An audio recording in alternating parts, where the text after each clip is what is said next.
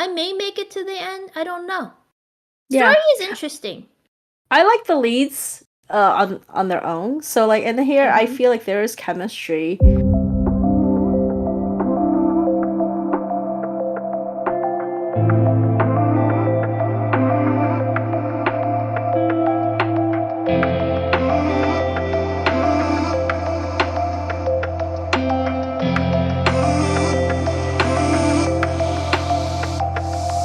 Hi, this is Juniper. Hello, this is Elle. Welcome to our pod. Today we're going to talk about another loose collective of random shows that we are lately watching. There really just isn't a lot on, right, Al? And Mm-mm. I think your life and my life are busy. It's also tax season here in the U.S. So, hooray! I finished my taxes and everyone else's taxes because I'm just really Woohoo! like that. Um, so dramas somehow, I guess, alleviate the burden of taxes in life, even if they are crappy dramas. And I guess we have a maybe batch of crappy plus mediocre dramas to talk about. One is a holdover from last time, TheGlory, which I finally finished. Yay. You got up to where on that one? 12? I think 12. You episode don't even 12, yeah. remember. You're like, 12? Maybe? Oh, maybe 10. I think it was 10. It's 10. it's 10. So the revenge drama, TheGlory. So I'll spend maybe the first, I don't know, 5-10 minutes. I'll clock myself so I don't go over on that to wrap it up. And then you, I think by chance, clicked on some Cantonese drama. Was it No, Cantonese? it's a Mandarin. But Okay, Mandarin drama. yeah, it stars Raymond Lam Feng. So yeah, Mm-hmm. he was his in earlier in his career, he was more known for TVB dramas from Hong Hong Kong, Kong. but Mm-hmm. he's fluent in Mandarin, so he has been filming in China since the last 5 to 10 years, but they're not as famous like the roles, but he's well known in China. So what's the show you're going to talk about? Oh, sorry. It's called Star of Ocean, which was Okay. randomly recommended on YouTube. So I think it's all on YouTube. So I started watching it. I watched the first 5 episodes, so I can talk a little bit about that. Mm. And then the last one that we're both concurrently checking out right now, so haven't finished, it hasn't finished airing, is a yet another xianxia drama. This one is called famously in China the middle-aged xianxia because well, you laugh now, but you know why, right? Because it stars Tiffany Yes. Tang and Liu Shuyi, and Liu Shuyi is already like mid to late 30s, right? This was filmed I think 2-3 years ago, and Tiffany Tang is one of the older flowers in China, Mm-hmm. Chinese actress land. So she's 41 now, I think. So at the time she must have been like late 39 when it was filmed or something. She still looks great. Don't get me wrong, but in xianxia idol drama terms, these are old, I would say more than middle aged. By Chinese standards, I have no issues with it, right? But you get why they call it middle aged xianxia. Um, Yes. and that show is called A Moment But Forever. In Chinese, it's 念无双, which I have no idea why it's called that, but it's based on the IP. And I think you mentioned there's already an anime. Well, Chinese is Yes. 动画, which is not anime. Anime is a Japanese term, but I think for most people, they understand that we mean cartoon when we say Yeah. anime. And it's also has a source novel, web novel. So there's already, I guess, precedent set for it, which will come Mm-hmm. into, I think, our discussion about the story when we talk about Mm-hmm. it. I'm up to episode midway through 9. I thought you were way ahead of me. I was wrong because I apparently just No. watch things faster than you. Yeah. Less language barrier. Yes. I finished episode 6, so 3 episodes behind you, but yeah, happy Yes. to talk about that one actually. So Yes. So we'll save that. I would say of the 3, that might be the most interesting one to talk about. So we'll save the quote unquote best for last. Not necessarily because it's the best show, right? But because we're retreading ground with TheGlory, which we had previously talked about. But let's start with TheGlory. I finished it, 30 episodes. It went out as expected with a bang. I'm happy to provide as much or as little spoilers as you okay, want. I don't like spoilers, but in this case, I'm open to all spoilers. It's because you don't want to go on. I don't if I want to. It's kind of like, Yeah. even though, like, even last time I said if I had to pick between Yeah. TheGlory and Ski Into Love, I would pick Ski Into Love. So, Yes. yeah. So what happens at the end? Do they get together? Are they like, does he die? Like, what happens? So so I'll save that one a little bit later to answer that specific question. What I'll say is this: it's pretty consistent, right? Like all of the faults and warts and all, but all the good stuff that you enjoy with the salacious, crazy vignettes, right? Where everyone just like the plot goes on for the sake of plot. It doesn't have to have logic, just so you can enjoy people backstabbing, front stabbing, side stabbing, each other, right? Till like kingdom come. And it keeps that up, and so the female lead, right, does marry the male lead. I think even when we were talking last time, where I got to already, they were already married, and you had not known that because you didn't get far enough. And they join hands to kind of bring down their enemies. They survive. The main baddie, the villain, is actually her dad, as I think you knew, even though you didn't get as far to the full reveal. What happens? Her mom is still alive, right? In where you are. Yeah. So what happens in the story? So full spoilers is her mom leaves her dad. They somehow, scheme enough to manipulate enough to get her a divorce from the dad. She Okay, leaves with her sweetheart, right? But the dad manages to kill her and all of them, poison them, and kill them all, and the two loyal servants that follows the mom. So the daughter is very distraught and wants absolute revenge. Otherwise, the story would have ended there, right? Like they leave, the daughter leaves, end the story. Yeah. So she comes back, gets full revenge. That's when she marries the guy, because she was not gonna marry the guy. He had offered to marry her, but it was very like business-like. It's kind of like again, very Darcy-like in his awkward proposal, right? Which is, hey, I've liked you since the first time I saw you. I need a strong woman to run my household. People are always after my family and poisoning us. Like, I need someone strong to stand up for my family in case I'm not here. He liked her when he was investigating her for murder. That's what Well, he doesn't say he liked her, but I think at the end you realize that he's always kind of like had a thing for her. But he doesn't necessarily know that, I think. But he's always been interested in her for her abilities. I thought the moment he liked I think the time I felt he liked her, which is why I said he grew on me, even though it was still early days, is when he required her to take care of his daughter. Because you have to trust someone a lot to put your child in their care, especially if they had, at that point, they had very minimal interactions. So like that, like there was a whole episode of like he's like, I have things to do. You have to watch my daughter, and you're gonna watch her tomorrow too. And she's like, what the hell? She's like, why of all people are you picking me? He doesn't say, and I don't think he even was aware, but he trusted her implicitly. I think even at that point, even though he was, like I said, investigating her for murder, he still was protecting her. Like, right, he had the evidence and he gave it back to her. So. Yeah, I guess that makes sense if you say like in the early days he already liked her, but he didn't know he liked her. Yeah. Yeah. But it's not that kind of show. It's never really been about the romance. In fact, there's no romance really. They don't really kind of understand they like each other or even show that they really mutually like each other. I want to say like T-3 episodes or something like that. I could be wrong, but basically it is not a romance, and you're not watching it for the romance, which I think we alluded to last time. Like, I don't go, oh my god, I love this CP or I hate this CP. I'm just like, oh, okay, there's a CP and they're kind of funny outside of the show, with their robotic dances and stuff. They're actually cuter, I think, outside of this of the show, as their kind of awkward real life selves than they are in the show. But anyways, at the end, she gets her revenge by basically her dad dies, but he doesn't necessarily die directly by her hand. He actually dies by the hand of his concubine. Oh. Because he screwed her over so much, and she kind of like finally saw the light, and she chased him around the locked house, which the female lead locked him in with a knife. It was kind of satisfying to see her running around chasing like wow. like the vengeful, harpy, right? Yeah, like yeah. ominously, roping you into a corner and then killing him. So he got his just desserts, thank goodness.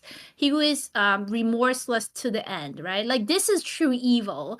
And in some Mm. ways, and then they, like the only ones who survive from that family are the grandma, the concubine, the third daughter, right? And then the Mm-hmm. two daughters survive. So the other daughter was so annoying, frustratingly like obstinately Yeah, stupid and yeah. bitchy to the end until like the very last, and then she kind of saw the light, which I was like, why? Like, you've been so committed to being stupid and evil in your stupid ways, like being like basically selfish, right?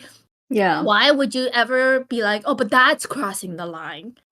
I mean, her character, I viewed her character as she wasn't implicitly a bad person. She was just No. spoiled by her Yeah. mother. And, she I don't even know if the dad really spoiled her. I think it was more like they had the run of the household for a while, Yeah. so she just kind of got like her head got too big. But I didn't think of her as evil. Like she did try to like do stupid sabotages, but they weren't even like well thought through. They were like very impulsive. She did some really bad things at the towards the end, almost, because she's always competing with her sister, and Mm-hmm. to your point, she was kind of groomed to be this selfish and bad because her mom always told her, right? You see this, like the lesson here was basically her mom made her into a monster by telling her, their life revolve around their dad, and the dad is the everything, the anchor for everything, right? They must like hang their hat with him, throw Mm-hmm. their whatever lot in with him. And she took that to heart, and she's always thought that the dad loved her. So when the allegiance had to divide between dad and mom, the dad tried to turn like a murder rap of his own dad. He murdered his own dad, by the way. So the Oh. whole curse that was, the curse child thing that was blamed on the third daughter, the female lead, it was all him poisoning his dad, because his dad was a righteous man who found out his evil doings, right? It was like, how can you be such an evil son? He has slowly been poisoning his dad or something. So he killed his dad. His mom knew, but he terrorized his mom into basically silence. Right? It's basically Oh. like a study in female life context of the times, right? You're a slave to the system and the patriarchal society, or you can go outside, which is, I think, what the female lead symbolizes. Um, but when it came to, they tried to bring the dad down by digging up the whole murder rap and like saying he did it, like they did a whole CSI thing. Yes, ancient CSI, to say he Mm-hmm. did it, and then he turned it on the stepmom or concubine and said she did it. And when they got the daughter to the stupid daughter to come and testify, she testified against her mom. Oh, And when okay. that happened, the mom was like, "Yeah, I did it," because she's like, "What the right?" Like, I'm sorry, I had to swear there, but you get like, it was that those moments get you, right? When you watch these type of shows, you're like, "What the f?" You are basically, even my daughter has turned against me. What's the point, right? Like, I basically deserve this. Is kind of her. And then he tried to like bury her alive and kill her, but Oh. then the female lead saved the stepmom, and stepmom was like, I never in my whole life would I've thought you and your husband would save me. So she helped them, and she was like full-heartedly trying to get vengeance on the husband or dad. So Right. he died. Everything went back to kind of okay, happy ending. What I'll say is, when you say did the male lead survive, he did survive, and they professed their love. But what's interesting, you see this in Chinese social media when the finale aired. At the very end of the last episode, they had this weird montage of like everyone's like playing with fireworks and happy in the family courtyard playing, all the survivors. But then Mm-hmm. they show you the people who died, not the dad, obviously, not the evil one, but like the brother, the maids, the mom, her childhood sweetheart show up too. Like it's like a happy reunion of the dead and the not dead, right? And the Yeah. last shot has the dead on one side and the living on the other side, looking up the sky, like being happy. But then the male lead is on the side of the dead people.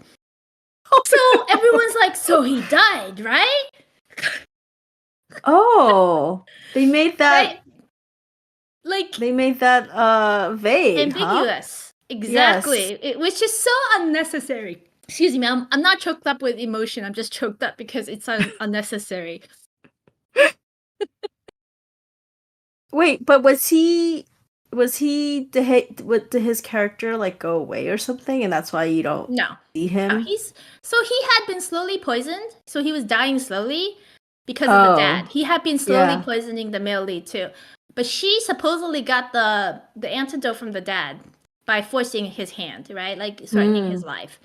And they supposedly saved him. So I don't think he died. I think maybe the production team just wanted visual balance, right? You can't have the male lead and the female lead all standing on one side of the pane or the frame. But at the same time, maybe they did it just because you know how Chinese directors are obtuse, right? They love Hmm. doing shit like this, and you're like, what is wrong with you? Right. So, So I that's mean, why I at said the least, ending could be ambiguous if you really wanted yeah. to, and you know how audiences can really want to go there.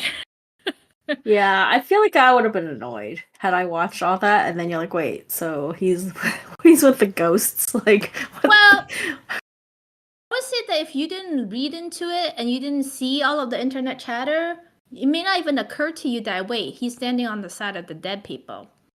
Or maybe they're Does just that make sense? mingling, like the living mingling with the dead, like No, I didn't read into it, but I saw that. I was like, okay, well, if you must go there, yeah, it's obvious all the dead people are on the left side of the frame, all the other than the husband, and everyone else is on the right side of the frame. oh, okay. But in the Well, main story before that, it's their happy ending. So I see. oh, I and the see. kid is very precocious and smart, which is like you're like, there's no way a kid this age is this smart or says things that she does. She basically helps them in their plots all the time. You're like, is this healthy? Like a family that plots together stays together, I guess. And she's supposed to be really young, right? Like Yeah, 5. She's yeah, not like an older exactly, kid. She's like 5 years old and plotting vengeance exactly. with her parents. Poor So child. So I mean, it was enjoyable for what it was. It's not memorable. All I say, and I definitely see parallels between this and the double, since it's by the same author, same themes, right? Except the villainy is more the father this time. Although I would say even in the double, you could argue it's the patriarchy that caused the villainess to be the way she is, right? Yes, So, yes. so the author definitely has a certain viewpoint she wants to put across in her work. The two works that we've seen adapted from her works, which is women Mm-hmm. are the victims who become, you can either go down the right path or the wrong path. But either way, Yeah. they're victims of patriarchy. So, Or you're anyways, the end. forced. Anything? Yeah. Anything What you'd want to would do you know want that to I give didn't a get? do you want to give a rating at all? It's hard because 7.8. Yeah, Okay. That's not contextless. terrible. No, Yeah. it's not. But people think anything under like 8.5 must be terrible. Like, no, 8.5 and above is like, I love this, right? Yes. Yes. 7.8 because it's enjoyable.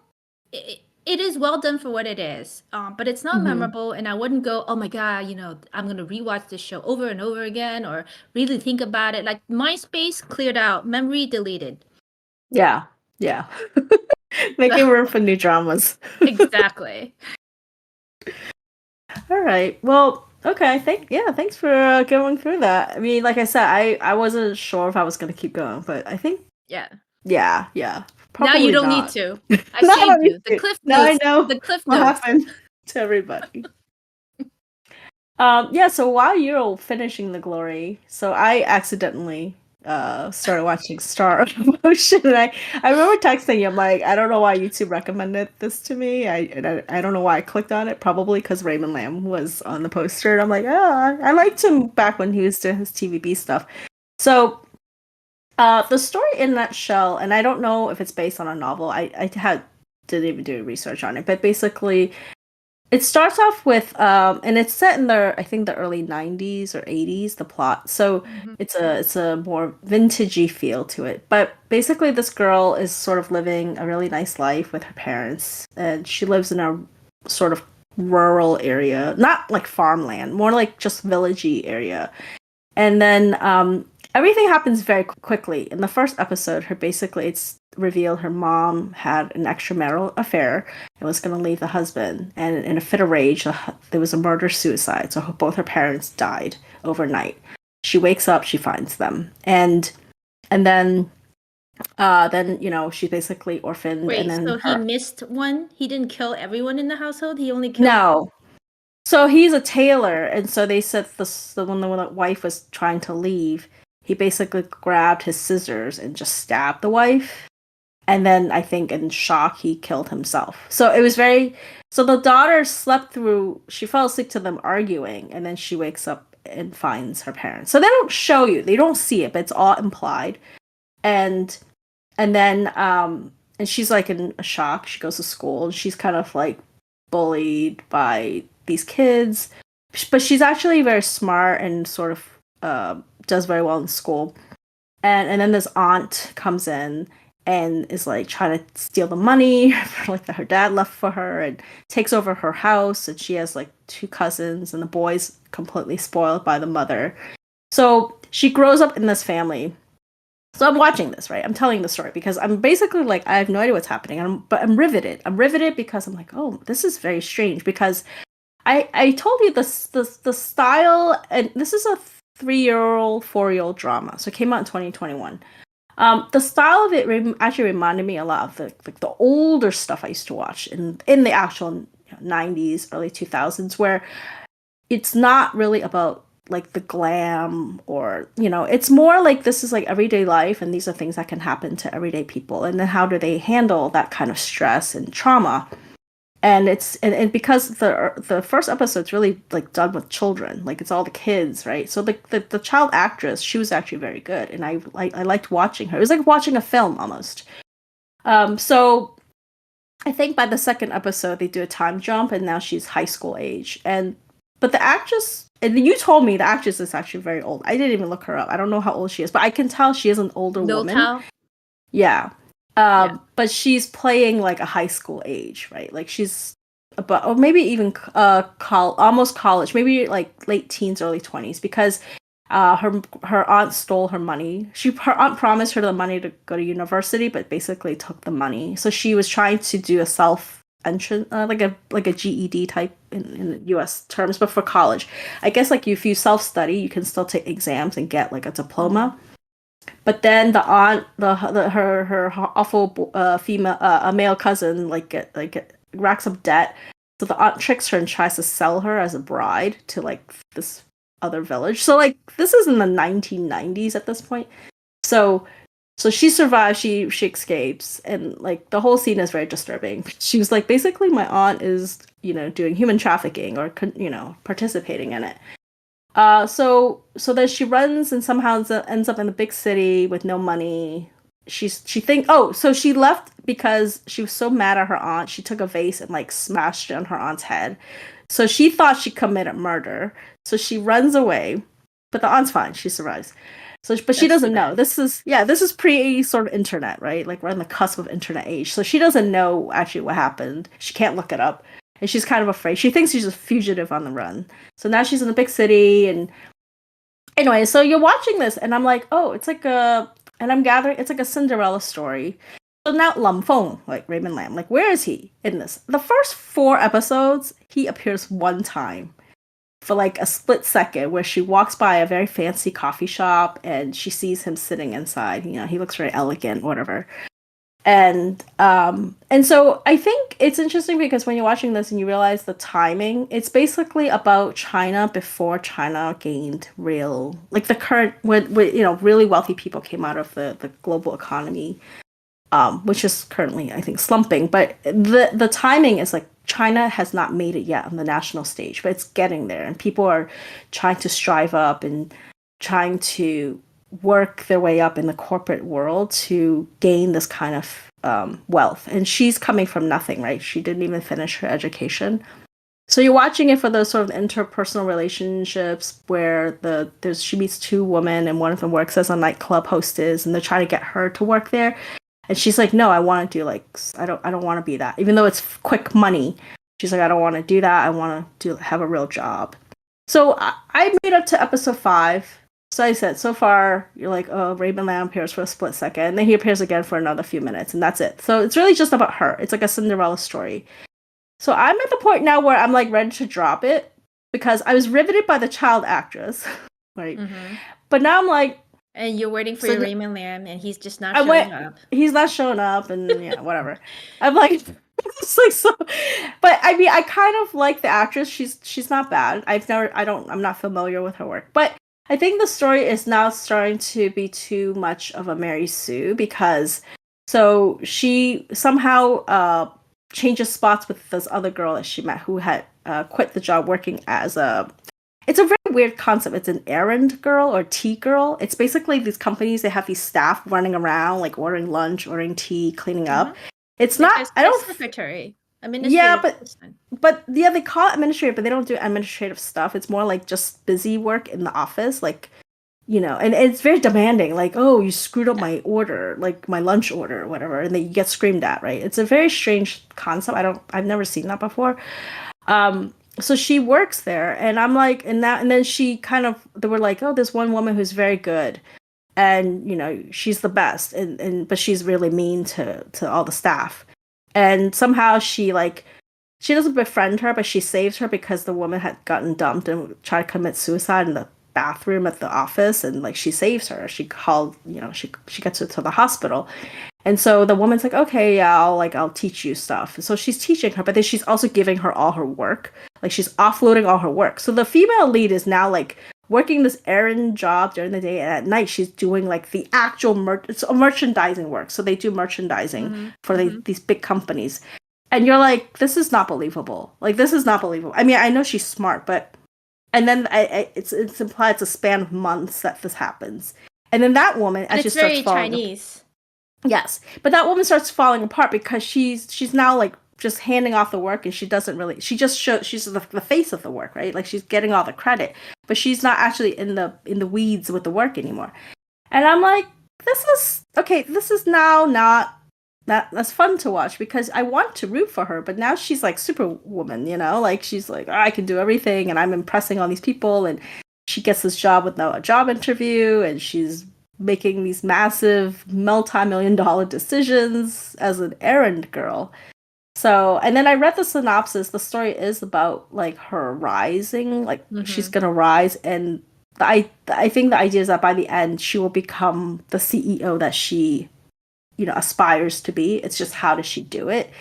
So it's a nice show, I think, about a very plucky woman who really had a rough childhood. Yes. And I did, like I said, I was gonna finish all these other shows, and I was like, suddenly I'm watching this random drama with these older actors, and I'm like, why am I watching this? And so I would say, aesthetically, like I said, storytelling wise, it was still pretty good in the first 4 episodes. Like with the horrible, things that happened with the people that bullied her and everything, you still want to watch it. But then now it's starting to turn a little bit, and I'm like, I don't know if I'll keep going. But anyways, that was. So not recommending it then. Yeah, I think, like I said, I think the first few episodes were still pretty good. Like, it felt like watching a film. But then I don't know. Maybe I'm being too critical, where I'm like, okay, now this is like a catalyst to get her into the company, right? Like, how else could this ever happen? Like, she had no ID. She had a fake ID or whatever. Right? Remember, she thinks she's a fugitive for murder, so she can't do things sort of in the open, and she also doesn't have a degree. So I don't know. I think and I don't know if it's based on a novel. Like, maybe it makes more sense in the novel, but for now, like watching it, you're like, this is starting to be too unrealistic in a supposedly realistic situation, right? Everything's realistic. Like it's supposed to be a grounded show. So, I would say, if I had to give early ratings, it'd still be in the early 7 range. Like it was still good enough to suck me in with me not knowing anything about the plot. And the quality of storytelling is there. It's just the plot itself was not as good. So anyways, that was my random detour from our lineup of shows you and I had agreed to watch together. So It's quite a detour, but I mean, when you said I don't know why it was served up to me and why I watched, I'm like, well, it's because they think you like TVV and Raymond Lamb, and that you probably click on a lot of older actor stuff, so they probably go, oh, old actors, give her. And you did. You was it Bay Hook and was it no what is it, line hook sinker, right? You got it. yeah, So yeah, I hook line and sinker, I think is this. Oh my god, someone Google that. What is the idiom here? But my question is why? I just looked it up. It's on Mango and Hunan and on Youku in China. So it's one of those multi-platform, but all of the platforms other than Youku are pretty skews older. Stay at home. mm, Demographic match. Remember I said, oh, it's like you're a sea lion? I'm like, so well, I'm sure most people don't know what a sea lion is, but so yeah, I just go, who still makes shows like this, and why are these actors? I mean, I guess they need a job, right? But what makes them go, I want to take this job, and why this story? To your point, um, other than that's the kind of scripts they're given, because you can't be in an idol drama. Can't be. I'm yeah, like, go do a murder mystery maybe, but I guess they have no cachet other than to do this sort of adult, mature melodrama, basically. yeah. But you have to your point, melodrama still has to kind of make sense, which it sounds like this is what I don't like about Asian dramas, especially sometimes Chinese ones, which is like perseverance and hard work gets you everywhere. Sure, Yes, everyone to yes, succeed, you must go and find someone who's about to kill themselves and save them, and then do all of their work on top of your other work, and then take on the third job if you can, and that's your sure way to success. I'm like, great. Imagine if all the billions of people in China all did that. they would. Well, they then it would be a different kind of country, I think, because I mean, yeah, I feel like that is the message here. Like I said, it's drama, but it feels older because of the style it's done, and I don't say mean in a bad way. Like it's visually very pretty. Like I said, it's like watching a film or a piece of cinema, but the story itself is very almost dated in itself, and it has to be because they set it in that time frame. I'm assuming it will do another time jump to the present day because the actors are older, so I'm assuming you're going to see them in present day, which explains why they cast the older actors for this. But I don't know if I have it in me to keep going because, yeah, like so far it's just like one thing after another, and you're like, and it's really all centered around the main female lead. Like there's no other characters to look at in terms of there's no secondary plot line. It's very, very main female lead focused. So, and if you don't Well, like her, it's hard to keep watching. So, and I think shows like this, like mature melodramas or dramas, appeal to most mature audiences, especially in Asia demographic that this is targeted to, because I think that's the mentality there. Like life is, about hard work and challenges and overcoming. Whereas I think this just occurred to me as you were talking. I'm like, you and I tend to actually index towards idol dramas because we want our entertainment to be more escapist and fantasy, right? Because mm-hmm. real life is real life. Like I don't need my entertainment to be all real life all the time, right? Yeah. But this is like real life, but fantastical real life too, by the way. It's not even realistic, right? It's like No. Yeah. extra fake real. Yeah. And I do think it's like, I mean, not to toot our own horn, but I do think that we tend to be more young at heart, and the image we have of life is that yeah, life has its harshness, and you have to overcome stuff. But at the end of the day, you should have a mentality of like it should be light and enjoyable and fun. Like make the best out of the worst, right? Whereas Right. when you watch dramas like this, it's never about that. It's about I must double down on the pathos and the hard work and woe is meanness of it all. And then one day I can stand at the top of that mountain and say, I overcame all. Right. And I'm like, that's Mm-hmm. great. But you also probably look like you are 80 when you're only 40. Right. Because the mentality will bog you down when you do that. Yeah. Yeah. Yeah. So, yeah, like I said, it was an accidental thing. It's nothing I would have searched to watch, but it was still engaging for the first few episodes. Yes. But So for those who are old at heart, not necessarily old of body, and want their I guess fictional escapism to be even scarier real life than real life, please go watch this. It sounds like. Yes, yes, yes. That is absolutely If your correct. life is too easy and you go, I must work hard somehow. Let me go watch this. Be Right. laboriously like burdened. So, Yeah. so then actually it's a good segue then into our last show, right? The middle-aged xianxia, because you have to go. Why are these somewhat skewing older actors like Liu Shui and Tang? What is her Tang? Oh my God, what's her Chinese name? Is Tiffany it Tang. She's Yan? very famous. Tang Yan, maybe, yeah. Yeah. Why are they in this? It's a xianxia, but you know what? I so I'm up to episode 9. You're only up to 6, you said, which I'm again still shocked by. So far it's watchable. I will say Yes. this: it's a horrible looking show. Like the aesthetics, Yes. everyone looks really bloated for some reason. The hairstyles are awful. They all look like they woke up with bad bed hair somehow and bad makeup like smeared over like they went to the nightclub, they woke up and like, oh, I forgot to take my makeup off and Well, let they me all have those little strands hanging off the front, and it's not like a thick like a strand on each side. It's like wisps, multiple wisps hanging over their faces.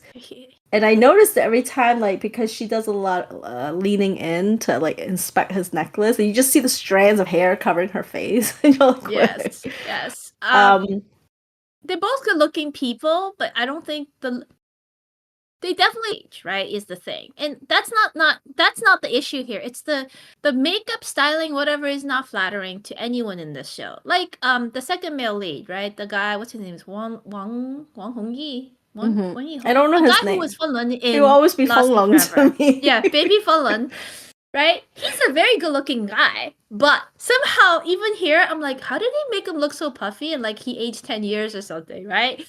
Yeah, he looks pale in this too, like too pale. Yeah. Well, okay, so let's talk quickly about the story, right? So because you actually told me like you couldn't follow in the first like 2 episodes. You're Well, like so I that's don't the even know what's biggest problem. happening. Yeah. So this is based on a novel, and then I had seen that there's actually also an anime or cartoon, like a CG version of this. So it's been animated, probably adapted from the novel as well. So they're predecessors to this. And so I would say, yeah, like the first episode, the first 5 minutes, they do like a whole data dump on you, like this happened and this happened and this happened, and then bam, present day. And Without context, with no yes, deep explanation. Like other shows do this. I think I told you, right? Like Talanje did this. Most Shansha will do that at the beginning, yeah, right? Give you a prologue or a voiceover to say this happened and many, battles thousands of years ago happened. This god fell or that god, or demon rose, and now we must overcome or go on this quest. They sort of did that, but it was so shallowly done or skirt yes, the right. There was no explanation to the terms or anything. You didn't understand what that actually meant. right. I think the problem I have, right? I think you could do one of two ways. Either don't do the data dump and just tell the story in a linear fashion, and then through conversations or maybe Yeah. flashbacks, you reveal little snippets, then it's more intriguing because you're like, oh, what's happening? Why is there a maiden selection, right? Because that's how it starts. It starts off like, oh, now these people are revered, but they're feared as well, and they live on top of a mountain, and they do an annual selection of maidens, So then so then that's where Tiffany Tang comes in, and um, she tries to join to get in because she's trying to get that artifact, that the The immortal god artifact. hand. Yeah, the divine left hand or whatever it's What called. did you call it? Thanos's glove. Yeah, I call it things like Thanos gloves. So I was like, okay, so I was able to follow it. I think probably because I actually had to rewind a few times on the subtitles to follow what Mm-hmm. was happening. And so I feel like, yeah, like they tried to do the whole like pushing everything in the beginning, and like because there are other IPs that exist, I guess the assumption is you kind of already know the story if you're in China. And as an American watcher without any context, it's very confusing. And okay, so I'm only in the first 6 episodes, right? Like they quickly kind of reveal what happened to the main lead. So you're supposed to believe he's evil in the beginning, and she's there to kill him at all costs.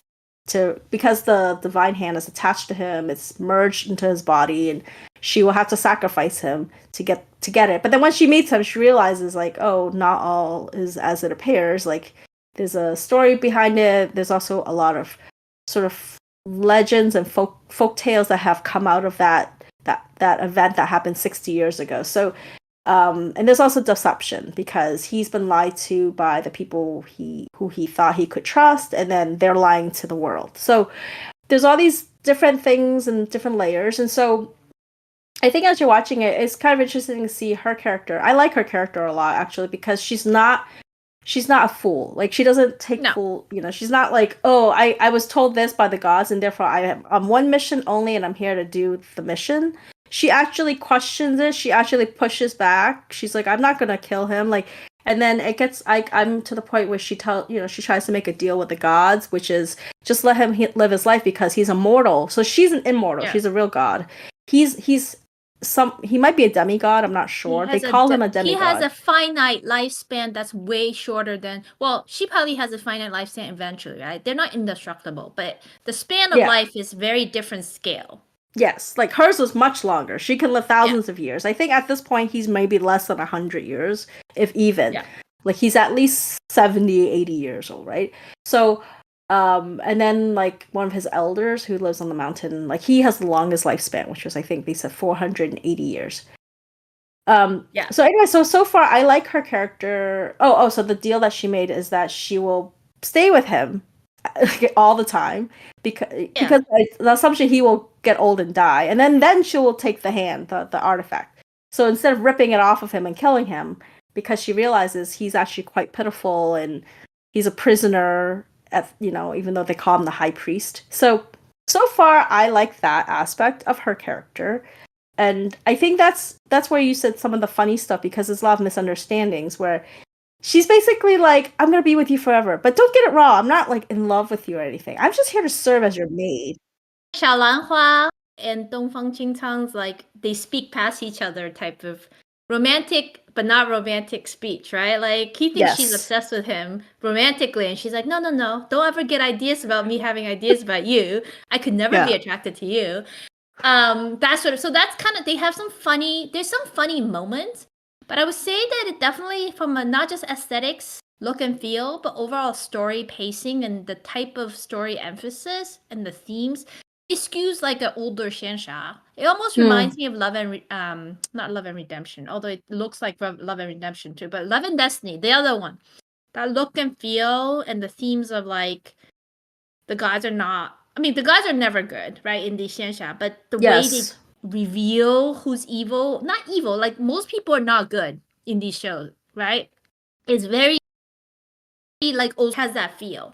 I like the leads. I'm waiting for the second CP's story to start, to be honest. Like I like the leads, but honestly there is a hindrance to my fully commitment to this story because they are older. Not old in that, oh my god, they look horrible and they're old, right? But more like the character setups between the male lead and female lead, to your point, they actually are meant to be somewhat naive, younger skewing mentally, both of them. But yet, they don't look like people who would be that naive. Does that make sense?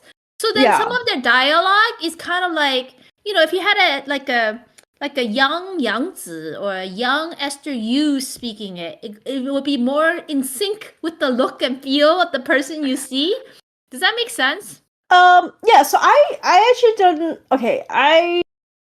it makes sense, but I guess I don't think they did a bad thing in this casting because so she is older, right? Like you can also like think of her as so she's a god of craftsmanship is how they translate it. Yes. But like she comes off almost like a gunyam, like Guan Yin, like that. Like but she's not. She's not. But she plays almost a maternal character in the beginning. To me, is how I'm reading it. Like because remember when she first meets him, he's like a little baby fox.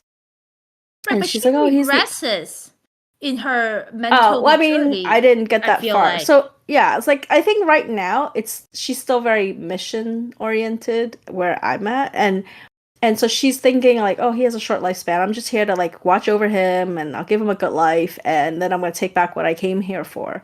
So I feel like so far that works if you believe like she's a goddess who is older than him and will outlive him. So I feel like that is okay aesthetically that they cast an older actress to do it. I think if you're talking about where it's gonna start being like where I have to believe in a budding romance and they act cutesy and No. it's like, oh, okay. I mean, I I don't don't think know. they're I gonna haven't. go cutesy. It's just weird because when you see the people, you go, "Oh, they're mature actors, right? Who should have an adult convo." But then some of their misunderstandings and stuff, you're like, "This is something like an 18-year-old would have or a Mm. 14-year-old would have as a misunderstanding." And I get it. The implication is that even though they're hundreds of years old, they're very young by their standards, right? It's like And Xiao sheltered. says, They're both very sheltered too. I know, but how sheltered are you? Like, but then in other cases, they're not as sheltered, right? Especially him. Mm. Like, you are starting to see where I am that he actually may not be all good. Like, he is plotting something, probably. Yes, You just yes. don't know it yet, right? It's Yeah. insinuated, yes. Right. So he is not an innocent, naive person. Whereas she actually is very sheltered and naive. So I buy her naivety more than his. Does that make sense? Mm-hmm. Mm-hmm. But there's some Yeah. cool stuff. You haven't gotten there yet. I have to say, there's some moments of humor, but it is very spaced out, and I can see how why this plot could be because it's older style of storytelling. I feel like there's something about it feels off Yeah. because if you're used to the more recent spate of xianxia, but episode 8 is hilarious. At least I laughed out loud, like in the middle Mm. of the night while watching it. So at least make it that far. If you don't make it further, I will keep watching. There's some cool stuff. And then I'm at episode 9. There's a cool ship. I'm sure there'll be more Mm. cool stuff. And the Yeah. show's only like 36 episodes or 30, so I may make it to the end. I don't know. Story Yeah. is interesting. I like the leads on their own. So like in here I Mm-hmm. feel like there is chemistry.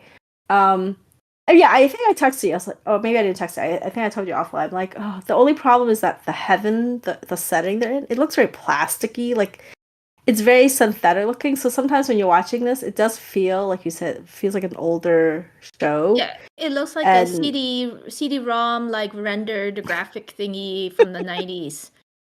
I feel like it's a shame because the actors themselves are they're good actors, they're seasoned actors. Like why are they in such a horrible setting with horrible lighting and I don't like her costume by the way, the whole shoulder. You know, Oh it's my like god, I thought the the same thing. Oh, the sorry. shoulder Shoulder is so bad. What a bad look. yeah, like it just doesn't look good. So yeah, like but she Yeah. has to wear that. It's the same style of different fabric and color Yes. consistently. Yes. So His that's the costumes only are thing I'm like, better. yeah.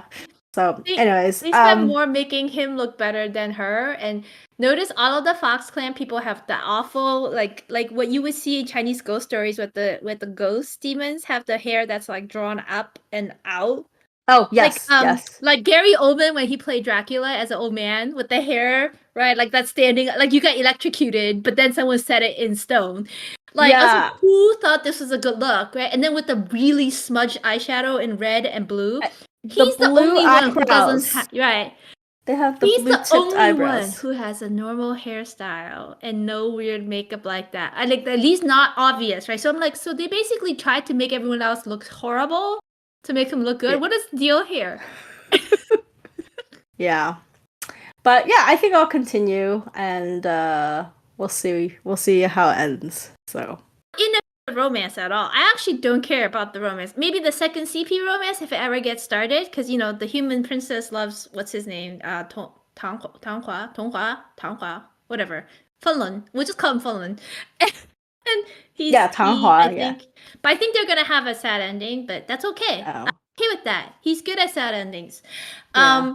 Whereas I think for the main leads, I actually want to see them try their banter and their shenanigans, where like they have so many stupid like talk over each other thing. That's more fun than if to see them in love. Let's just put at Mm-hmm. least so far. I'm not in it for the romance. I'm in it for the where will this go, right? Eventually he's Yes. gonna find out.